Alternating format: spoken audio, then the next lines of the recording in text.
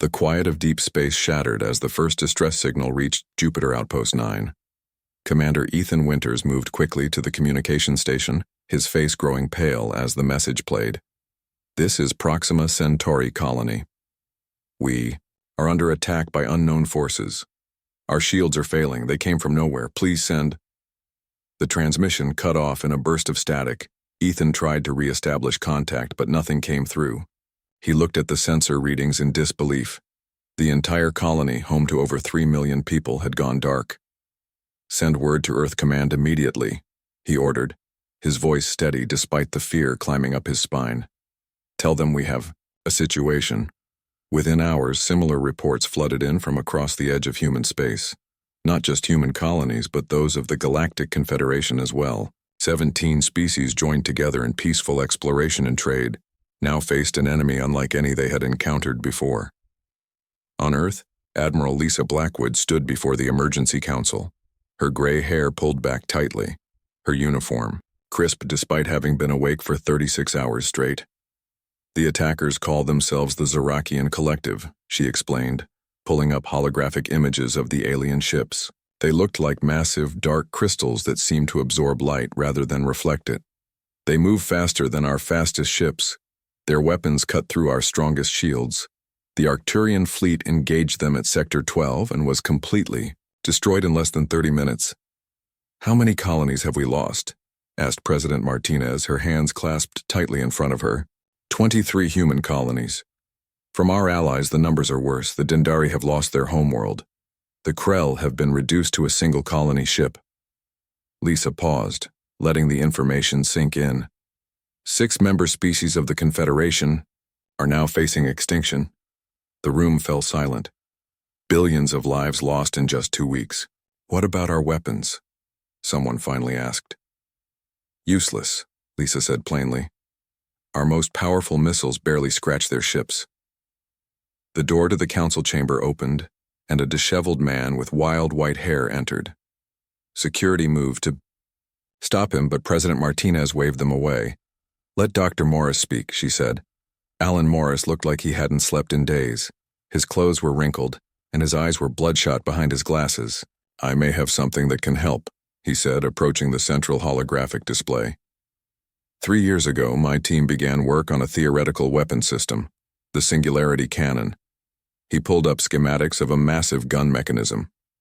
The project was shut down because it was deemed too dangerous. The cannon creates a controlled gravitational singularity, essentially a tiny directed black hole. It would tear through any known material in the universe. If it's so dangerous, why bring it up now? Asked Defense Secretary Patel. Because now we need it, Morris replied simply. The Zarakians are using technology that bends space-time. Our conventional weapons can't touch them because they exist partially in another dimension.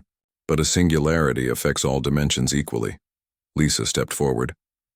How soon could we have this weapon ready? The prototype is already built, Morris admitted. We continued the work in secret. The council erupted in angry voices until President Martinez raised her hand for silence. You disobeyed direct orders, Doctor, she said calmly. After this crisis is over, there will be consequences. But right now, I need to know if this weapon can save humanity. Morris nodded. It can, but there's a problem. The cannon is too large for a conventional ship. The power requirements alone would need a cruiser-sized reactor, and the Zarakians would detect any large ship long before it got close enough to fire. Lisa suddenly straightened. The Valkyrie Project. Everyone turned to her. Project Valkyrie has been developing stealth technology, a ship small enough to avoid detection but large enough to house a significant weapon. It's nearly complete at the Luna shipyards. Morris looked skeptical. You want to put my cannon on an untested stealth ship? I want to give humanity a fighting chance, Lisa replied firmly. The president stood up. Admiral Blackwood, you have full authority to proceed with both projects. Combine them. Get that ship ready. Lisa saluted. Yes, Madam President. 3 days later, Lisa stood in the observation deck of Luna shipyards, watching as engineers swarmed over the sleek, dark shape of the USS Valkyrie. Unlike the bulky cruisers and dreadnoughts of the Earth fleet, the Valkyrie was relatively small, about the size of an old naval destroyer. Its hull absorbed light rather than reflected it, making it difficult to focus on even when looking directly at it. "She's beautiful," said a voice behind her. Lisa turned to see Captain Gregory Reeves. He was younger than most captains, only 35, but his record was impeccable. More importantly, he thought outside the box, a quality they desperately needed now. "She's deadly," Lisa corrected him. "Or she will be once Morris finishes." Installing his cannon. "I've been reading about the Zerakians," Greg said, moving to stand beside her at the window. "They don't communicate, don't negotiate, just appear and destroy." "They're like locusts," Lisa agreed. "They strip planets of resources and move on. The Krell ambassador told me they seem especially interested in planets with large population centers. Almost like they're harvesting the people as well as the minerals." Greg frowned. "What kind of beings would do that?" "The kind we need to stop," Lisa said firmly. "That's why you're here, Captain. I need someone who can handle a mission with no backup, deep in enemy territory." "You want me to command the Valkyrie?" Lisa nodded. "One ship, one chance. While our main fleet makes its stand at Saturn to buy us time, you'll take the Valkyrie into Zerakian space. Find their weakness. Use the cannon if you have to." "A suicide mission," Greg said quietly. "A hope mission," Lisa corrected. "The Valkyrie is our last best hope." Below them, engineers attached the massive singularity cannon to the ship's frame. The weapon looked impossibly large for the vessel, extending nearly half its length. "When do we leave?" Greg asked. "As soon as your crew is assembled. I've already selected the best people we have." Greg looked at the Admiral, determination hardening his features. "We won't let you down." As they spoke, another alert sounded. The Zerakians had taken another system. They were now just 3 jumps from Earth. Time was running out. Captain Gregory Reeves stood in the center of the Valkyrie's bridge, watching his crew prepare for their first mission. The ship hummed with energy as the experimental engines powered up. Despite its small size, the Valkyrie contained technology that had never been tested in battle before. "All systems check complete, Captain," said Lieutenant Olivia Daniels from the weapons station. Her fingers moved quickly over the controls as she ran final diagnostics on the singularity cannon. "Weapon is online but untested.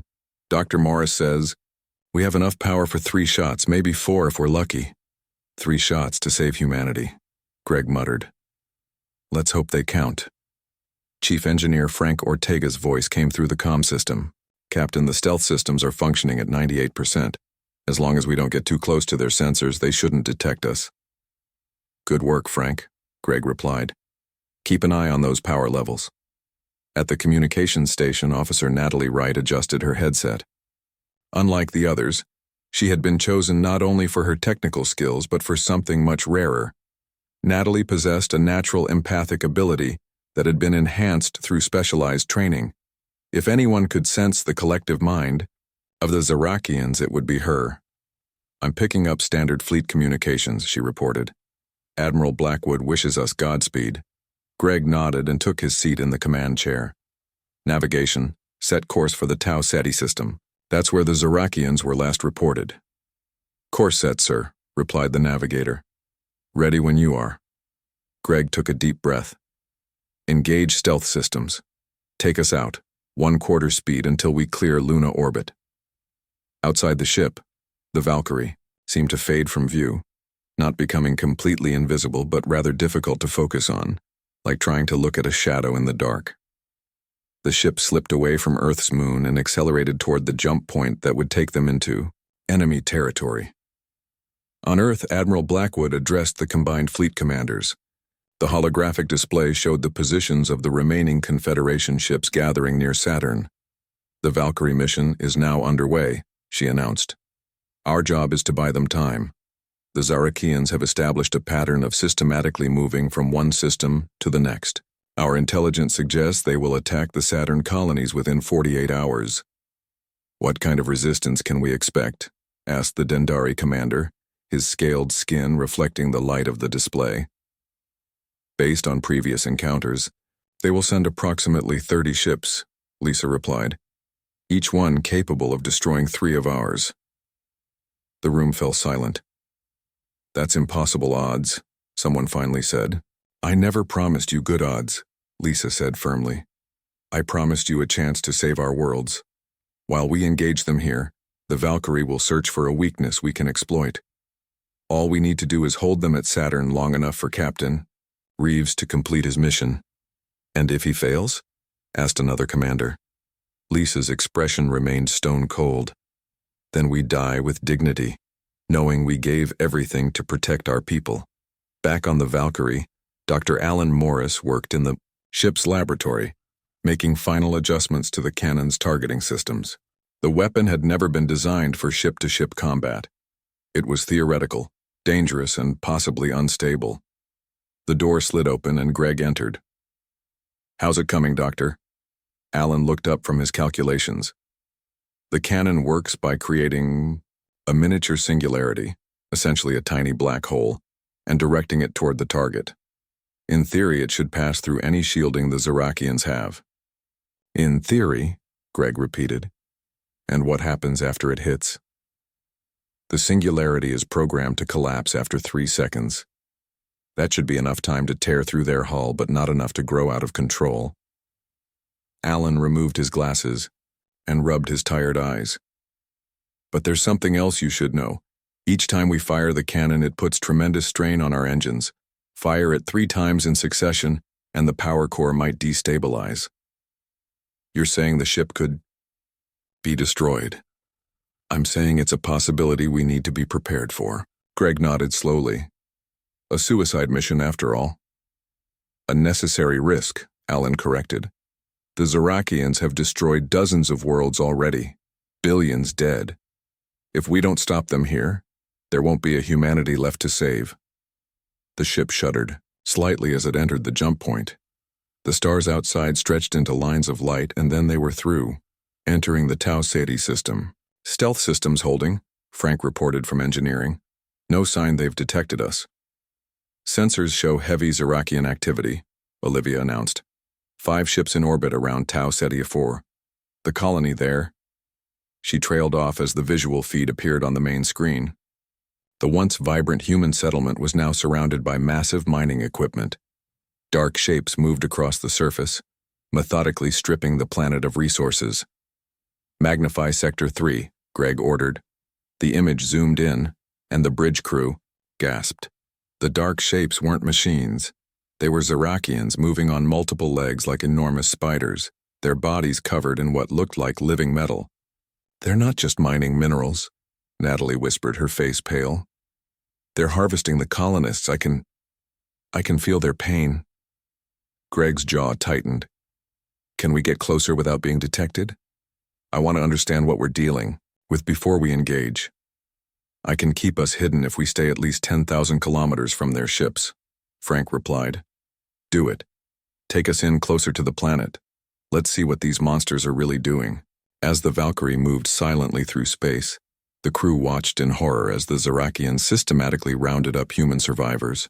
But instead of killing them, they were connecting them to strange machines.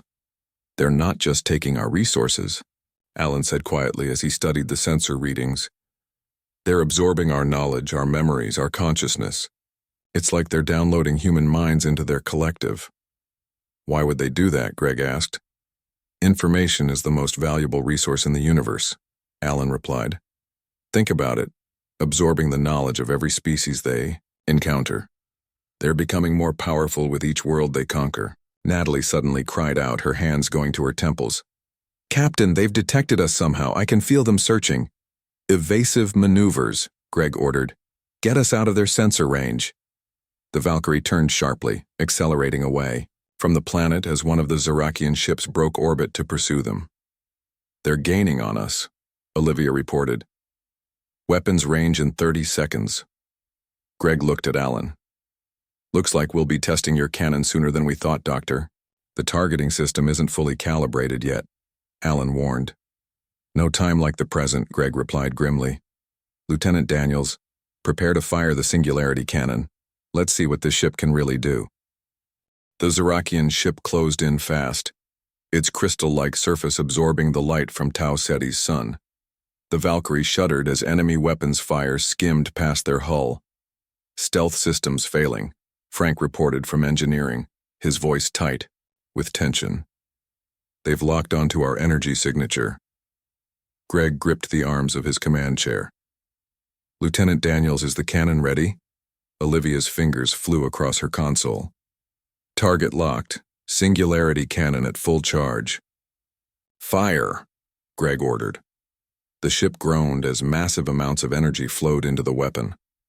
For a moment, nothing seemed to happen.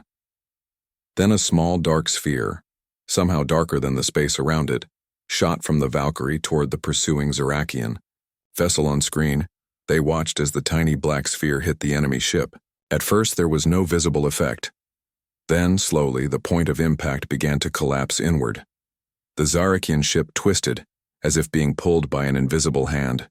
Metal and crystal folded in on themselves, creating a perfect sphere of destruction that grew larger with each passing second. 3 seconds until singularity collapse, Alan announced, watching the timer. The crew held their breath. If the singularity didn't collapse as programmed, it would continue growing, potentially consuming the Valkyrie as well. 2, 1. The dark sphere winked out of existence, leaving a perfect circular hole through the center of the Zerakian ship. The enemy vessel drifted powerless, its core destroyed. A cheer went up from the crew. It worked, Alan said, sounding almost surprised. The singularity formed and collapsed exactly as designed. Greg wasn't celebrating yet. Status report on our systems? Frank's voice came back grimly. Power levels down to 70%. The cannon drew more energy than we expected. Core temperature rising, but still within safe limits. The other Zerakian ships have noticed, Olivia warned. They're changing course to intercept. Get us out of here, Greg ordered. Maximum speed to the jump point. The Valkyrie accelerated away from the planet, pushing its engines to the limit. Behind them, 4 massive Zerakian ships gave chase. They're faster than us, the navigator reported. They'll overtake us before we reach the jump point, Greg thought quickly. New plan. Set course for the asteroid field at the edge of the system. The rocks will give us cover and their size will make us harder to track. As the Valkyrie changed direction, Natalie suddenly gasped, her hands pressing against her temples. Officer, right, what's wrong? Greg asked. I can hear them, she whispered. The Zerakians. Not with my ears, but in my mind. They're searching for us, communicating with each other. Greg moved to her station. Can you understand what they're saying?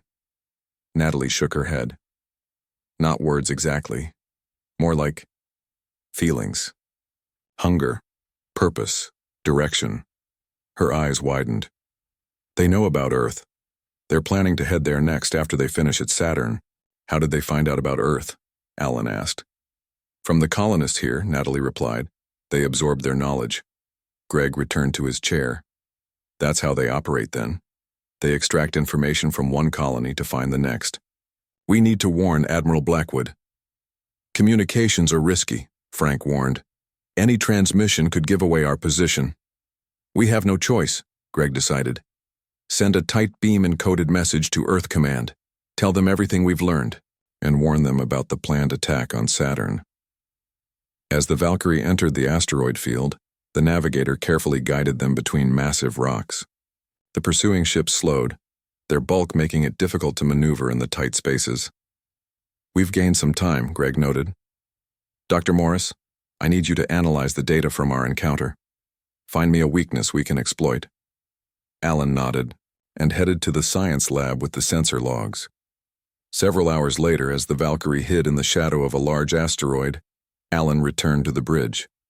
I think I found something, he announced. When the singularity hit their ship, it disrupted what looks like a central communication node. For a few seconds before the ship was destroyed, the crew seemed disoriented. You think they rely on that central node to function? Greg asked. Exactly. The Zerakians are a hive mind. They need constant connection to operate efficiently. If we could disrupt that connection without destroying the ships. We might be able to disable them without killing them all, Greg finished. Natalie looked up from her station. Captain, I'm picking up a distress signal, very faint, coming from one of the processing stations in orbit. Put it through, Greg ordered. A broken voice came through the speakers. This is Dr. Susan Bennett, Xenobiology team. If anyone can hear this, the Zorakians are keeping some of us alive to help them understand human physiology. They're converting people into storage units for their collective memory. Please, if anyone is out there, can we trace the signal? Greg asked. Already done, Natalie replied. It's coming from a small station separated from the main Zorakian fleet. Greg studied the tactical display. This could be our chance to get more information about their operation and maybe save some lives. It could also be a trap, Olivia pointed out. Either way, we need to investigate, Greg decided. Set course for that station, stealth systems at maximum. The Valkyrie slipped out from behind the asteroid and made its way toward the orbiting processing station. It was smaller than the Zorakian ships, clearly designed for research rather than combat. No heavy weapons detected, Olivia reported. Minimal crew signature, mostly automated systems. Prepare a boarding team, Greg ordered. I'll lead it myself along with Lieutenant Daniels and Officer Wright. Sir, is it wise for you to go? Frank asked. Probably not, Greg admitted. But I need to see these monsters up close if we're going to defeat them. Suited up in combat armor. Greg led his team through the airlock and onto the station. The interior was dark with strange organic technology growing along the walls like vines. Life signs ahead, Olivia whispered, checking her scanner. Human and something else. They moved quietly through the corridors until they reached a large chamber. Inside, transparent pods lined the walls. Most contained humans connected to machines by dozens of thin wires inserted directly into their brains. They're still alive, Natalie said, horrified. I can feel their minds, but they're fractured. Like pieces of them are being copied and stored elsewhere. At the far end of the room, they found Dr. Susan Bennett. Unlike the others, she was conscious, working at a control panel, while a small Zorakian watched over her.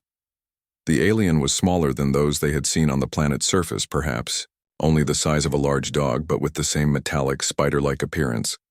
Greg raised his weapon, but Natalie put a hand on his arm. Wait, she whispered. I want to try something. She closed her eyes and concentrated. The Zorakian suddenly turned, its multiple eyes focusing on them. But instead of attacking, it tilted its head as if confused. It can sense me in its mind, Natalie explained quietly. I'm blocking its connection to the collective. Dr. Bennett noticed them and her eyes widened. She slowly backed away from the console. American ship? She asked hopefully. You came? USS Valkyrie, Greg confirmed. We're getting you out of here. Are there other survivors? Susan nodded toward the pods. These people can still be saved. The process isn't complete. But we need to hurry before the main collective notices the connection. Break. Greg looked at the rows of pods containing captured humans and made a quick decision. We take as many as we can. Olivia, set explosive charges throughout the station. If we can't save everyone, we can at least make sure the Zorakians don't get what they want. Dr. Susan Bennett moved toward one of the control panels. I can disconnect 12 people safely right now. Any more without proper shutdown and their minds might be damaged forever. Do it, Greg ordered. Officer Wright, maintain your mental block on that Zorakian. We need time. Natalie stood with her eyes closed, sweat beading on her forehead. It's fighting me, trying to reach the others. I don't know how long I can hold it. The small Zorakian twitched, its metal legs scratching against the floor as it struggled against the mental barrier Natalie had created. Susan worked quickly, her fingers flying over unfamiliar controls. One by one, the wires detached from the first 12 pods and the clear doors slid open. The people inside were weak but alive. Olivia, help them to the ship, Greg said. Dr. Bennett, what data can we take with us? Anything that might help us understand what they're planning? Susan pointed to a crystal-like object inserted into the main console. That contains everything I've learned about their network. It should tell you where their command center is located. Greg pulled the crystal free and pocketed it. Time to go. As they began moving the rescued colonists toward the exit, Natalie suddenly screamed. The Zerakian broke free of her mental hold and sent out a piercing sound that seemed to vibrate through the metal of the station itself. "It's calling the others," Susan yelled. "We have minutes before they arrive." Greg grabbed Natalie, who was now barely conscious from the mental strain. "Move. Everyone to the ship now." They rushed through the corridors, half carrying the weak survivors. Behind them, alarms began to sound throughout the station. "Charges set," Olivia reported as they reached the airlock. "Ready to blow on your command." They piled into the Valkyrie just as sensors detected 3 Zerakian ships breaking away from the planet and heading toward them. "Get us out of here," Greg ordered as the airlock sealed. "Maximum thrust." Frank didn't waste time responding. The engines roared to life, pushing the ship away from the station. "Zerakian ships approaching fast," called the navigator. "Intercept in 40 seconds." Greg hit the detonator. Behind them, explosions rippled across the station, tearing it apart. "That should slow them down," he said grimly. "Head for the jump point." In the ship's medical bay, the rescued colonists were being treated. Susan Bennett sat up on one of the beds, accepting a cup of water from the ship's doctor. "Thank you for coming for us," she said as Greg entered. "I didn't think anyone would risk it." "We almost didn't make it," Greg admitted, "and we had to leave too many behind." Susan's face fell. "I know. I worked with those people for years." She took a deep breath. "But the information we have might help save billions more." Greg pulled out the crystal she had given him. "Tell me what you know." "The Zerakians aren't just conquering," Susan explained. "They're consuming. Every mind they absorb makes their collective intelligence stronger. Every planet they strip adds to their resources. But why? What's their ultimate goal? They're building something in the Carina Nebula. A massive structure. From what I could gather from their data, it's some kind of super-consciousness hub. They want to upload all the knowledge they've gathered into a single entity." Greg frowned. "A god? They're trying to create a god? Or become one," Susan replied.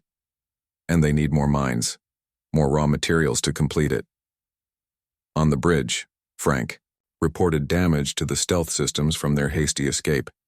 "We can maintain minimal stealth, but if we get too close to their ships, they'll detect us for sure." "Then we go where they least expect us," Greg decided. "Set course for the Carina Nebula." The crew looked at him in shock. "Captain, Olivia said carefully, "That's the heart of Zerakian territory. Every ship they have will be protecting whatever they're building there." "Exactly. Which means Saturn and Earth might be temporarily safe if we can draw their attention." Greg turned to Alan. "Doctor, I need you to analyze the data from this crystal. Find me a way to use the singularity cannon to target their command structure, without destroying ourselves in the process." As the Valkyrie jumped to faster-than-light travel, Natalie recovered slowly in the medical bay. The mental contact with the Zerakian had left her drained, but had also created an unexpected connection. "I can still feel them," she told Greg when he visited her. "Like a buzzing in the back of my mind. They're angry, afraid." "Afraid? Of us?" Greg asked. "Of failure," Natalie replied. "They've done this before, to other galaxies, other civilizations. But something went wrong this time. They weren't expecting resistance. One small ship can't scare them that much." "It's not just the ship," Natalie said. "It's what we represent. Humans adapt. We fight back. Most species they've encountered surrendered once they saw how powerful the Zerakians were." 3 days later, the Valkyrie arrived at the edge of the Carina Nebula. The colorful gases of the nebula provided some cover as they moved cautiously forward. "Sensors detecting massive energy readings," Olivia reported. "Like nothing we've ever seen before." On the main screen, an image appeared that left the crew speechless. At the center of the nebula floated a structure the size of a small moon. It pulsed with energy, its surface covered in what looked like millions of neural connections. "That's it," Susan whispered. "Their hub, where they're combining all the minds they've stolen." Around the structure, hundreds of Zerakian ships moved, in perfect formation, protecting their creation. "How do we get close enough to use the cannon?" Greg wondered aloud. Alan, who had been analyzing the data for days, finally spoke up. We don't need to destroy the hub. We need to change it. Everyone turned to look at him. The Zerakians operate on a specific frequency, Alan explained. It's how they maintain their hive mind. If we can reconfigure the singularity cannon to emit that frequency but phase-shifted, we could disrupt their entire network. You want to give them a collective headache? Frank asked. More like cutting all the strings on a puppet at once, Alan replied. Each Zerakian would suddenly be an individual instead of part of the collective. They wouldn't know how to function. Greg considered this. It could work, but we'd need to get close enough to the hub for the signal to affect the entire network. And how do we do that with hundreds of ships in the way? Olivia asked. Greg looked at the tactical display, considering their options. We need a distraction. Something big enough to draw their attention while we make our approach. Captain, the navigator interrupted, I'm detecting a transmission from Earth. It's Admiral Blackwood. Lisa's face appeared on screen, her expression grave. Captain Reeves, if you're receiving this, be advised that the Saturn defense has failed. We lost 40% of our fleet, but we managed to destroy 12 Zerakian ships. The remainder have withdrawn, but our intelligence suggests they're regrouping for a direct assault on Earth. We have 5 days at most. Greg's jaw tightened. Send a reply. Tell her we've located the Zerakian command center and are preparing to strike. Request any ships that can be spared to create a diversion at these coordinates. Sir, Olivia said quietly. By the time any reinforcements arrive, it might be too late for Earth. Then we do this alone, Greg replied, his voice firm. Prepare the singularity cannon with Dr. Morris's modifications. We're going in. The Valkyrie drifted silently through the colorful gases of the Carina Nebula. The ship's stealth systems were working at maximum capacity, making them nearly invisible to the Zerakian sensors. On the bridge, Greg studied the massive hub and the fleet protecting it. We need to get within 10,000 kilometers for the modified cannon to work, Alan explained. Any farther, and the effect will be too weak to disrupt their entire network. And if we get that close, they'll detect us for sure, Frank added from the engineering station. Stealth systems can't hide us completely at that range. Greg nodded. So we need to move fast. One approach, fire the cannon and get out before they can react. The cannon modifications are ready, Olivia reported. But the targeting system is giving me problems. The frequency disruptor requires perfect alignment with the hub's central node, which means we need manual targeting, Alan said grimly. Someone has to be in the cannon control room to make real-time adjustments. The crew exchanged worried glances. The control room was directly adjacent to the cannon itself. If something went wrong, whoever was there would be the first to die. I'll do it, Olivia volunteered. I know the system better than anyone else. Greg wanted to argue but knew she was right. Okay, everyone to battle stations. We move in 5 minutes. As the crew prepared, Greg found Natalie in the medical bay. She was sitting up in bed, her eyes closed in concentration. How are you feeling? He asked. Better, she replied, opening her eyes. The connection is getting stronger the closer we get to their hub. I can sense more of them now. Millions of minds, all connected. Can they sense you back? I don't think so. Not yet. But when we get closer... She didn't need to finish. We need your help one more time, Greg said. When we fire the cannon, we need you to create a mental distraction. Something to keep them looking the wrong way for just a few moments. Natalie nodded, though fear showed in her eyes. I'll try. The Valkyrie began its approach, moving slowly at first to maintain stealth, then accelerating as they closed in on the target. On the main screen, the hub grew larger, its neural pathways pulsing, with energy. Distance to target 20,000 kilometers, the navigator announced. Zerakian ships maintaining standard patrol patterns, Olivia reported. No sign they've detected us yet. In the cannon control room, Olivia began the power-up sequence. The lights throughout the ship dimmed momentarily as energy was diverted to the weapon. 15,000 kilometers. Frank's voice came through the comm. Stealth systems beginning to strain. Power levels at 60% and dropping. 12,000 kilometers. Greg turned to Natalie. Now, Officer Wright, give us that distraction. Natalie closed her eyes and concentrated. She reached out with her mind, touching the vast collective consciousness of the Zerakians. Then she sent a single powerful thought. Danger from the opposite side of the hub. On screen they watched as several Zerakian ships suddenly changed course, moving away from the Valkyrie's approach vector. It's working, Greg said with amazement. Keep it up, Natalie. 10,000 kilometers. We're in range, the navigator announced. Fire when ready, Greg ordered. In the control room, Olivia made the final adjustments. Targeting locked. Firing now. The ship shuddered as the modified Singularity cannon fired. Instead of the small dark sphere from their previous shot, this time the weapon released a pulse of energy that was nearly invisible to the naked eye. The pulse hit the hub directly in its center. For a moment, nothing seemed to happen. Then, slowly, the neural pathways on the hub's surface began to flicker. The pattern of energy changed, becoming chaotic. It's working, Alan exclaimed. The frequency disruptor is breaking down their network. Suddenly, the Zerakian ships around them began moving erratically. Some drifted out of formation while others spun in circles. The hive mind is breaking up, Natalie said, her voice strained. I can feel them. They're confused, scared. They don't know how to think as individuals. A violent tremor shook the Valkyrie. Warning lights flashed across every console. What was that? Greg demanded. Power surge in the cannon, Frank reported. The core is becoming unstable. Olivia, get out of there now, Greg ordered through the comm. Can't, came her reply through bursts of static. Manual alignment still needed. Almost done. Another. Tremor. Stronger than the first. Core temperature critical, Frank warned. We have minutes before it breaches. On screen, the hub continued to change. The chaotic energy was settling into a new pattern, one that pulsed with a steadier rhythm. Captain, Natalie said suddenly, something's happening to the collective.